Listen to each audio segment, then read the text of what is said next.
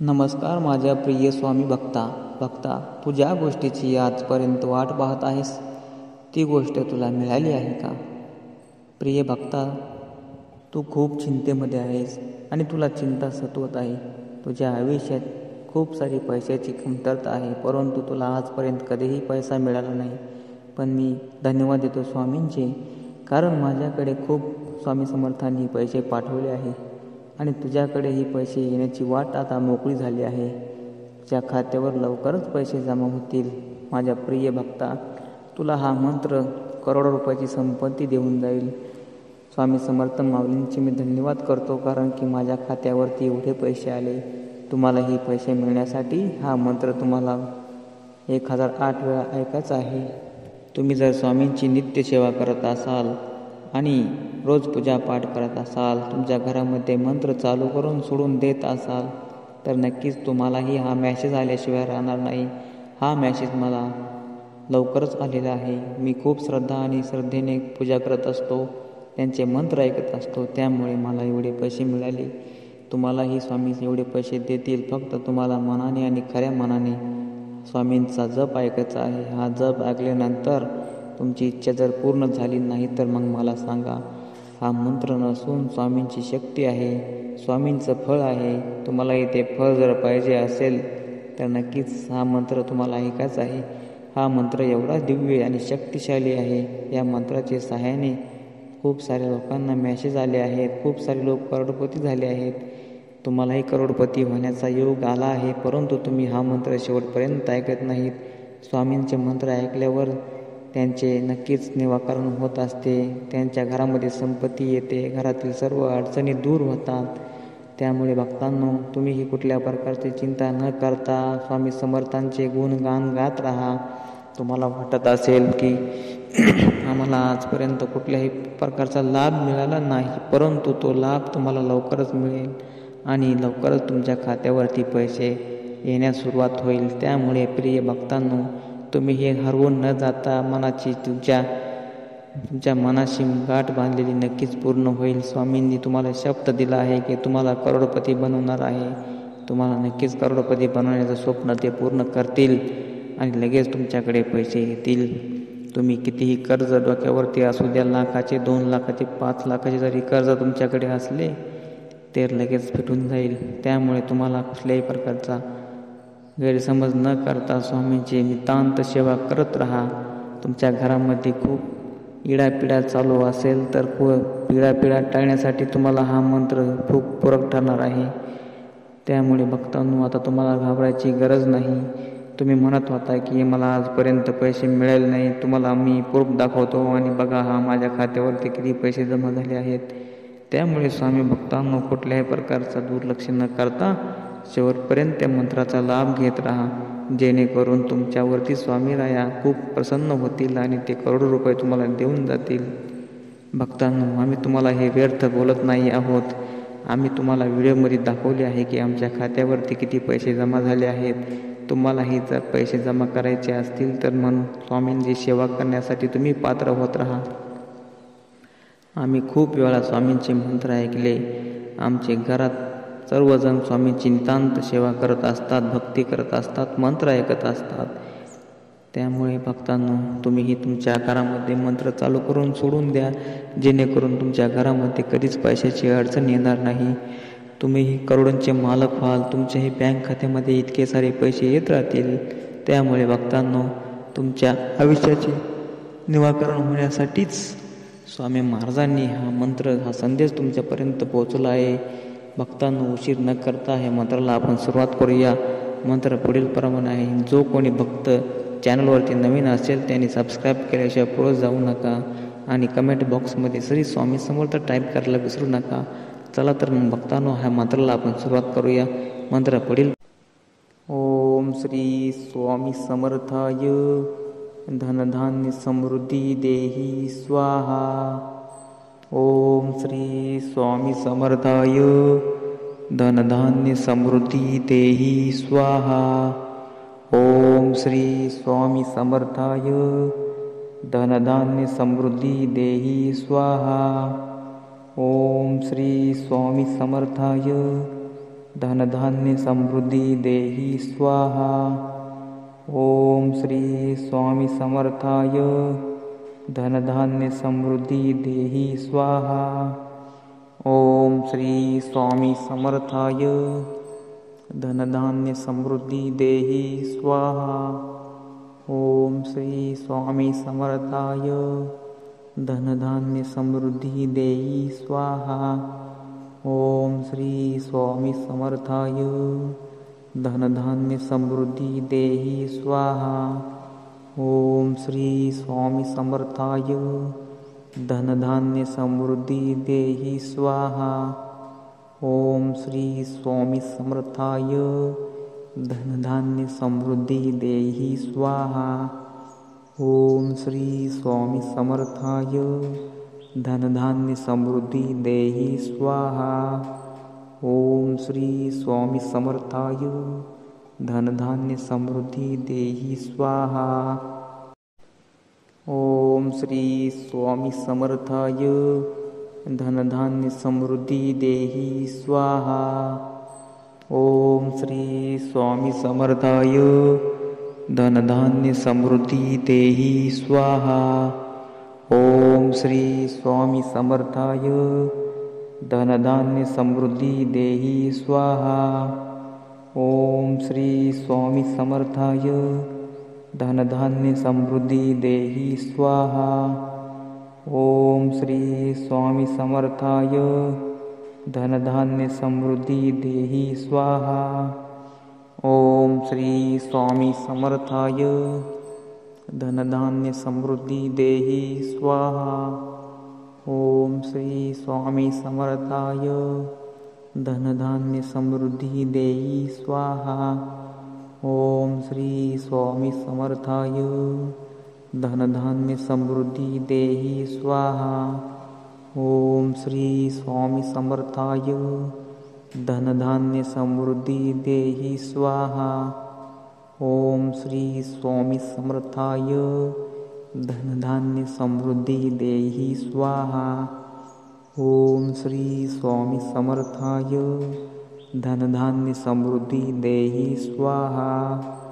ओम श्री स्वामी समर्थाय धनधान्य समृद्धी देहि स्वाहा।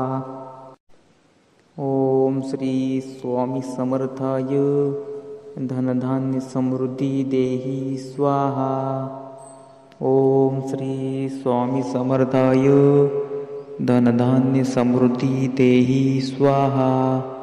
ओम श्री स्वामी समर्थाय धनधान्य समृद्धी देहि स्वाहा।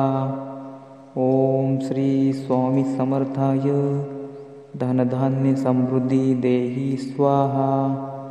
ओम श्री स्वामी समर्थाय धनधान्य समृद्धी देहि स्वाहा। ओम श्री स्वामी समर्थाय धनधान्य समृद्धी देहि स्वाहा। ओम श्री स्वामी समर्थाय धनधान्य समृद्धी देहि स्वाहा। ओम श्री स्वामी समर्थाय धनधान्य समृद्धी देहि स्वाहा। ओम श्री स्वामी समर्थाय धनधान्य समृद्धी देहि स्वाहा। ओम श्री स्वामी समर्थाय धनधान्य समृद्धी देहि स्वाहा। ओम श्री स्वामी समर्थाय धनधान्य समृद्धी देहि स्वाहा।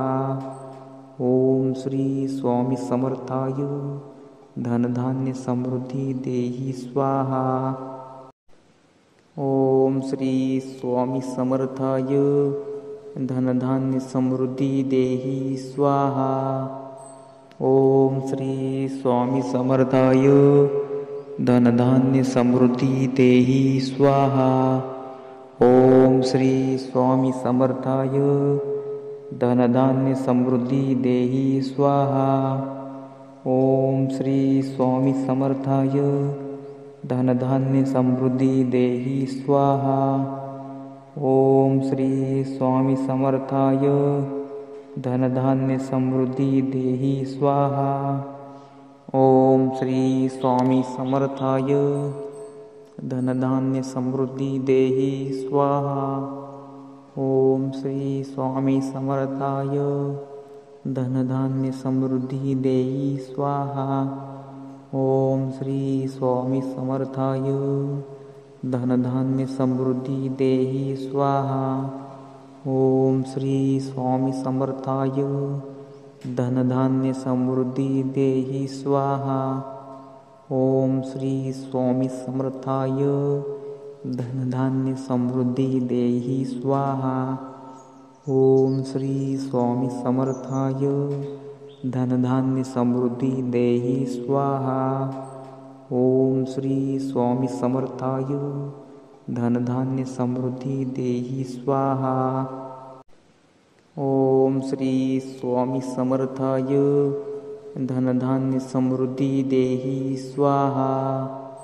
ओम श्री स्वामी समर्थाय. धनधान्य समृद्धी देहि स्वाहा. ओम श्री स्वामी समर्थाय. धनधान्य समृद्धी देहि स्वाहा. ओम श्री स्वामी समर्थाय. धनधान्य समृद्धी देहि स्वाहा. ओम श्री स्वामी समर्थाय. धनधान्य समृद्धी देहि स्वाहा. ओम श्री स्वामी समर्थाय. धनधान्य समृद्धी देहि स्वाहा. ओम श्री स्वामी समर्थाय.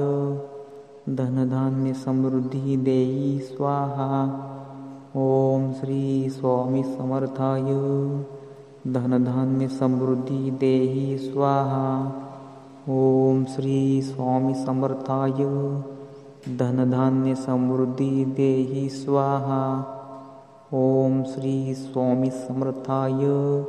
धनधान्य समृद्धी देहि स्वाहा. ओम श्री स्वामी समर्थाय. धनधान्य समृद्धी देहि स्वाहा. ओम श्री स्वामी समर्थाय. धनधान्य समृद्धी देहि स्वाहा. ओम श्री स्वामी समर्थाय. धनधान्य समृद्धी देहि स्वाहा. ओम श्री स्वामी समर्थाय. धनधान्य समृद्धी देहि स्वाहा. ओम श्री स्वामी समर्थाय. धनधान्य समृद्धी देहि स्वाहा. ओम श्री स्वामी समर्थाय. धनधान्य समृद्धी देहि स्वाहा. ओम श्री स्वामी समर्थाय. धनधान्य समृद्धी देहि स्वाहा. ओम श्री स्वामी समर्थाय. धनधान्य समृद्धी देहि स्वाहा. ओम श्री स्वामी समर्थाय. धनधान्य समृद्धी देहि स्वाहा. ओम श्री स्वामी समर्थाय. धनधान्य समृद्धी देहि स्वाहा. ओम श्री स्वामी समर्थाय. धनधान्य समृद्धी देहि स्वाहा. ओम श्री स्वामी समर्थाय. धनधान्य समृद्धी देहि स्वाहा. ओम श्री स्वामी समर्थाय. धनधान्य समृद्धी देहि स्वाहा. ओम श्री स्वामी समर्थाय. धनधान्य समृद्धी देहि स्वाहा. ओम श्री स्वामी समर्थाय. धनधान्य समृद्धी देहि स्वाहा. ओम श्री स्वामी समर्थाय. धनधान्य समृद्धी देहि स्वाहा. ओम श्री स्वामी समर्थाय. धनधान्य समृद्धी देहि स्वाहा. ओम श्री स्वामी समर्थाय. धनधान्य समृद्धी देहि स्वाहा. ओम श्री स्वामी समर्थाय. धनधान्य समृद्धी देहि स्वाहा. ओम श्री स्वामी समर्थाय. धनधान्य समृद्धी देहि स्वाहा. ओम श्री स्वामी समर्थाय. धनधान्य समृद्धी देहि स्वाहा. ओम श्री स्वामी समर्थाय. धनधान्य समृद्धी देहि स्वाहा. ओम श्री स्वामी समर्थाय. धनधान्य समृद्धी देहि स्वाहा. ओम श्री स्वामी समर्थाय. धनधान्य समृद्धी देहि स्वाहा. ओम श्री स्वामी समर्थाय. धनधान्य समृद्धी देहि स्वाहा. ओम श्री स्वामी समर्थाय. धनधान्य समृद्धी देहि स्वाहा. ओम श्री स्वामी समर्थाय. धनधान्य समृद्धी देहि स्वाहा. ओम श्री स्वामी समर्थाय. धनधान्य समृद्धी देहि स्वाहा. ओम श्री स्वामी समर्थाय. धनधान्य समृद्धी देहि स्वाहा. ओम श्री स्वामी समर्थाय. धनधान्य समृद्धी देहि स्वाहा. ओम श्री स्वामी समर्थाय. धनधान्य समृद्धी देहि स्वाहा. ओम श्री स्वामी समर्थाय. धनधान्य समृद्धी देहि स्वाहा. ओम श्री स्वामी समर्थाय. धनधान्य समृद्धी देहि स्वाहा. ओम श्री स्वामी समर्थाय. धनधान्य समृद्धी देहि स्वाहा. ओम श्री स्वामी समर्थाय. धनधान्य समृद्धी देहि स्वाहा. ओम श्री स्वामी समर्थाय. धनधान्य समृद्धी देहि स्वाहा. ओम श्री स्वामी समर्थाय. धनधान्य समृद्धी देहि स्वाहा. ओम श्री स्वामी समर्थाय. धनधान्य समृद्धी देहि स्वाहा. ओम श्री स्वामी समर्थाय. धनधान्य समृद्धी देहि स्वाहा. ओम श्री स्वामी समर्थाय. धनधान्य समृद्धी देहि स्वाहा. ओम श्री स्वामी समर्थाय. धनधान्य समृद्धी देहि स्वाहा. ओम श्री स्वामी समर्थाय. धनधान्य समृद्धी देहि स्वाहा. ओम श्री स्वामी समर्थाय. धनधान्य समृद्धी देहि स्वाहा. ओम श्री स्वामी समर्थाय. धनधान्य समृद्धी देहि स्वाहा. ओम श्री स्वामी समर्थाय. धनधान्य समृद्धी देहि स्वाहा. ओम श्री स्वामी समर्थाय. धनधान्य समृद्धी देहि स्वाहा. ओम श्री स्वामी समर्थाय. धनधान्य समृद्धी देहि स्वाहा. ओम श्री स्वामी समर्थाय. धनधान्य समृद्धी देहि स्वाहा. ओम श्री स्वामी समर्थाय. धनधान्य समृद्धी देहि स्वाहा. ओम श्री स्वामी समर्थाय. धनधान्य समृद्धी देहि स्वाहा. ओम श्री स्वामी समर्थाय. धनधान्य समृद्धी देहि स्वाहा. ओम श्री स्वामी समर्थाय. धनधान्य समृद्धी देहि स्वाहा. ओम श्री स्वामी समर्थाय. धनधान्य समृद्धी देहि स्वाहा. ओम श्री स्वामी समर्थाय. धनधान्य समृद्धी देहि स्वाहा. ओम श्री स्वामी समर्थाय. धनधान्य समृद्धी देहि स्वाहा. ओम श्री स्वामी समर्थाय. धनधान्य समृद्धी देहि स्वाहा. ओम श्री स्वामी समर्थाय. धनधान्य समृद्धी देहि स्वाहा. ओम श्री स्वामी समर्थाय. धनधान्य समृद्धी देहि स्वाहा. ओम श्री स्वामी समर्थाय. धनधान्य समृद्धी देहि स्वाहा. ओम श्री स्वामी समर्थाय. धनधान्य समृद्धी देहि स्वाहा. ओम श्री स्वामी समर्थाय. धनधान्य समृद्धी देहि स्वाहा. ओम श्री स्वामी समर्थाय. धनधान्य समृद्धी देहि स्वाहा. ओम श्री स्वामी समर्थाय. धनधान्य समृद्धी देहि स्वाहा.